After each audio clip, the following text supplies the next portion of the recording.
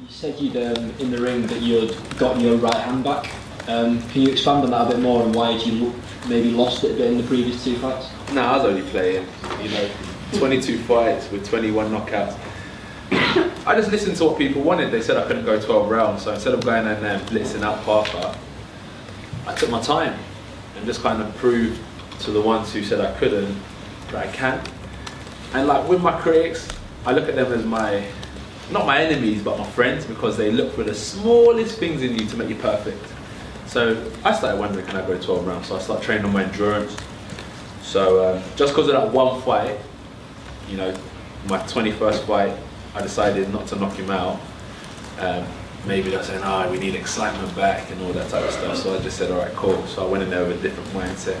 And that's where I found my right hand again, because that was a punch that started the end of the fight. How good is that finish in this sort of pantheon of your finishes? How good is it? I don't think I'm the one to judge, because it's just my job, it's just every day to me. But my coach will kind of give me his verdict, and then I look back at the feedback of the people who support me and of my critics and find out where I need to improve again. AJ, is part of the appeal around you the fact that you've shown vulnerability but responded to adversity in many of your fights? And how much better can you get? The appeal is losing. Who's going to beat me? That's what it comes down to. That's the appeal. Who's going to be the man to beat me? That's what people are interested in. It's a tough old game. So the appeal isn't so much about my weakness and so on. It's just who is going to expose the weakness completely.